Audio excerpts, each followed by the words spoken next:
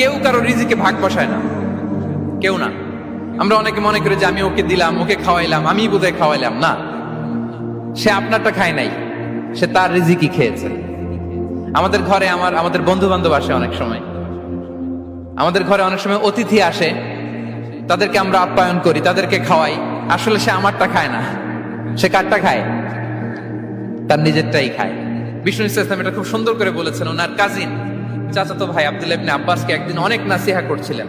করতে করতে এক পর্যায়ে তিনি বললেন, ওয়ালাম, ইবনে আব্বাসকে বলছেন, ওয়ালাম আন্না মা আসাবাকা লাম ইয়াকুন লিইখতিআক ওয়া মা আখতাআকা লাম ইয়াকুন লিইউসিবাক।